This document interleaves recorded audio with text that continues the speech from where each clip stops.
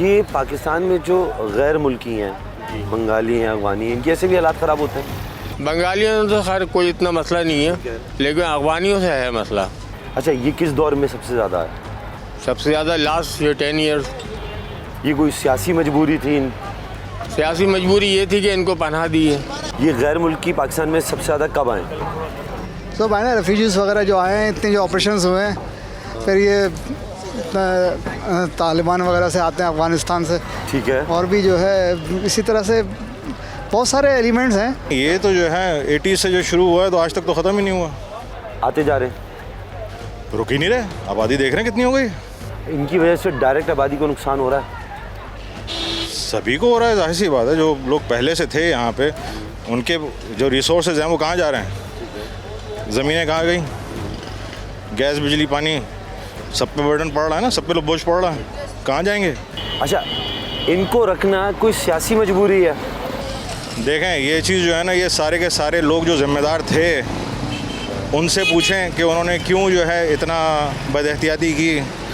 यहाँ पे जो है ना लोगों को लेके आए, कुछ लोगों को लेके आए, कुछ लोग खुद आ गए। इकोनॉमिक प्रेशर है ना दुनिया में, इकोनॉमिक प्रेशर की वजह से जो गांव वाले थे उनको रोज़गार नहीं मिली, वो कहाँ जाएंगे? जहाँ भी इकोनॉमिक एक्टिविटी है वो कहाँ है? कराची में। सब यहीं शिफ्ट होंगे ना। गाड़ियों से निकाल देते हैं, बैटरी खड़ी करके चाय पीने जाओ, जहाँ खाना खाने, जहाँ टायर निकाल लेते हैं, जहाँ ये बैटरी निकाल लेते हैं। अफगानिस्तान के लोग आए हैं कराची में बहुत, तो कराची में हालात ख़राब होते हैं। दहशतगर्दी हो गई है। सियासी जमातें इन्हें इस्तेमाल करती हैं? हाँ, इस्तेमाल करती है ना, इनके लिए, अपने लिए इस्तेमाल करती है ना सियासी जमाने, वोट बैंक बनाने के लिए। हाँ, इसीलिए तो वो लाते हैं इनको। जो सियासी पार्टी होती हैं इसी में इस्तेमाल करती हैं कि इनका वोट बैंक बनता है, इनको एक जगह दे दी, उसके बाद फिर अपने जो जब वोट का टाइम आता है तो उसमें जाके जो इनकी एक्टिविटीज़ वगैरह होती हैं उसमें काम लेते हैं इनसे। सवाल ये है कि रह क्यों रहे हैं? हम या आप किसी दूसरी कंट्री बगैर वीज़े के जा सकते हैं? नहीं ना। तो हमारे मुल्क का निज़ाम ऐसा क्यों है कि गैर मुल्की, चाहे वो बंगाली हो या अफगानी हो, अदरवाइज़ इंडियन भी यहाँ रह रहे हैं, तो क्यों रह रहे हैं? हमारे यहाँ निज़ाम सही नहीं है। अफगानी आप लोगों को मारकूट भी रहे हैं, बूट मार भी कर रहे हैं कि अगर 2 नंबर शनाख्ती कार्ड बना दिए गए तो मुमकिन है कि वोट बैंक बढ़ाना हो। क्रिकेट मैच से, इतनी सी चीज़ें क्रिकेट मैच, उससे इनके तासुब देखें आप कि पाकिस्तानियों को दुबई में मारा। मैं साउथ अफ्रीका गया हूँ, मैं अपना कतर गया हूँ, मैं दुबई गया हूँ, अल्लाह का शुक्र है मैं सऊदीया गया हूँ, इमिग्रेशन करवा के गया हूँ। यहाँ बगैर इमिग्रेशन के पूरी दुनिया चली आ रही है यार, बांग्लादेशी भी, अफगानी भी। हम लोग को जो रायमंड जब जाते हैं ना तो वहाँ पे ओरिजिनल शनाख्ती कार्ड मांगते हैं, बोलते हैं कि ओरिजिनल चाहिए। तो हमारे साथ भी वो साथी था, वक्त लगा रहा था, तो उसने हमको अफगानिस्तान का ओरिजिनल जो है ना उनको दिया। उन्होंने कहा अफगानिस्तान वाला नहीं चाहिए, पाकिस्तान वाला चाहिए, तो उसने पाकिस्तान वाला निकाल के दिया। यानी उसके बाद अफगानिस्तान का भी शनाख्ती कार्ड था, पाकिस्तान का भी शनाख्ती कार्ड बना हुआ। वज़ीर आला सिंध सैयद मुराद अली शाह की ज़ेर सदारत अमन अमान से मुतल्लिक़ इजलास हुआ, जिसमें chief secretary Suhail Rajput, IG Sindh, DG rangers और दीगर इदारों के अफसरान ने शिरकत की। इजलास में आइंदा 15 रोज में स्ट्रीट क्रिमिनल्स के खिलाफ सख्त ऑपरेशन करने और गैर कानूनी तौर पर आने वाले तारकीन वतन को वापस करने का फैसला किया गया। 22 दिसंबर 2022 को सुनो टीवी पर नशर होने वाली खबर के मुताबिक वज़ीर आला सिंध सैयद मुराद अली शाह ने अमन व अमान के हवाले से एक इजलास मुनक़िद किया, जिसमें दीगर सिक्योरिटी मसाइल के अलावा गैर कानूनी तारकीन वतन के खिलाफ ऑपरेशन का ऐलान किया। देखते हैं कि अवाम को उनकी बात पर कितना भरोसा है। पहले उनको एहसास नहीं था कि पहले वो सो रहे थे, पहले एहसास नहीं था, वो ये उनको पता नहीं था कि उनको कौन आ रहा है कौन जा रहा है। बाकी सब चीज़ों का पता है उनको, इस चीज़ का नहीं पता कौन आ रहा है, मुल्क में कौन जा रहा है। होगी कॉस्मेटिक है, सारी चीज़ें वो एडॉक बेसिस पे होती हैं। गलत कर रहे हैं, गलत इसलिए कर रहे हैं कि पहले इसको एंट्री क्यों देते हैं।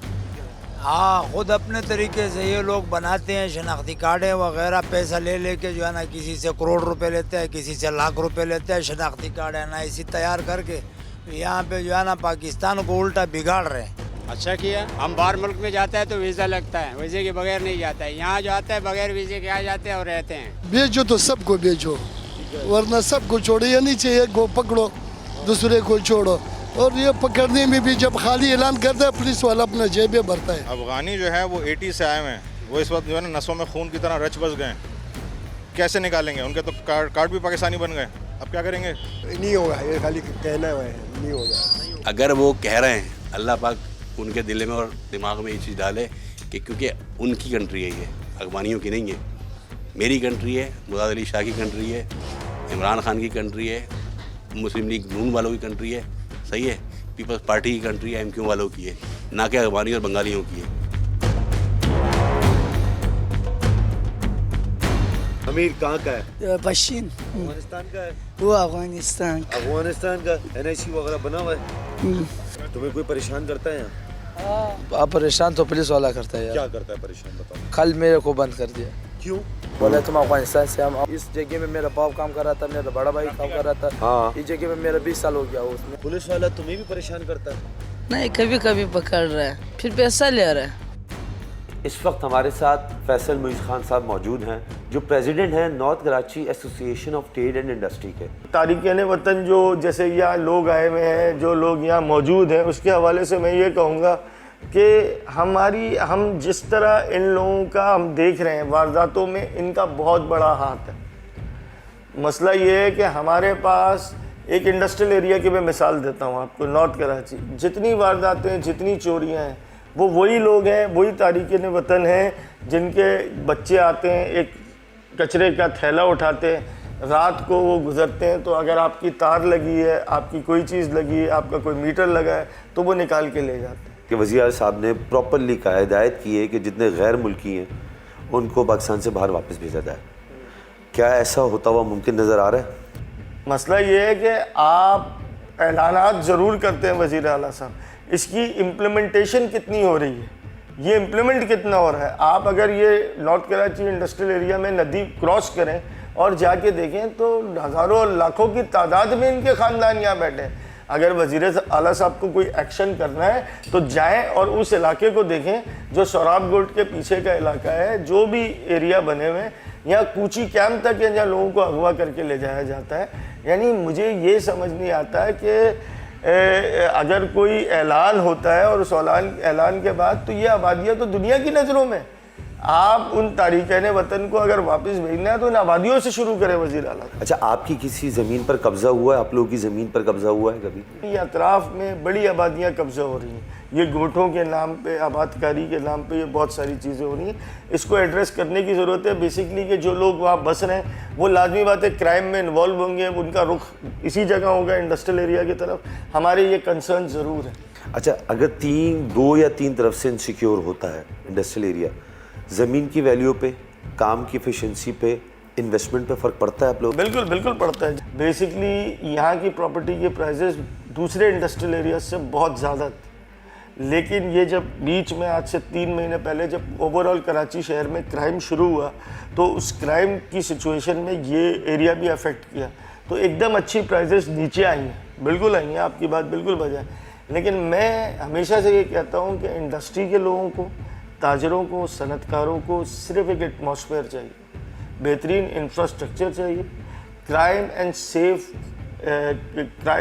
सेफ जोन चाहिए कि यहाँ जहाँ क्राइम ना हो।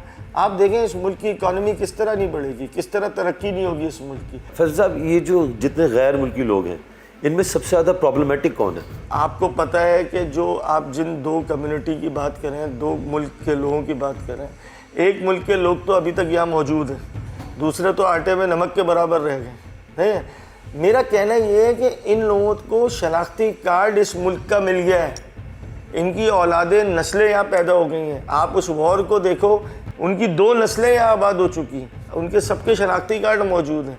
आप कोई एक्शन ऐसा कैसे करोगे? उस पर कोई कानून बनाना, कोई ट्रीटी बनानी पड़ेगी उस मुल्क के साथ कि अपने लोगों को वापस लो। अब हालात तुम्हारे सही हैं। मेरा सिर्फ कहना ये है कि वो तो अब रज बस गए,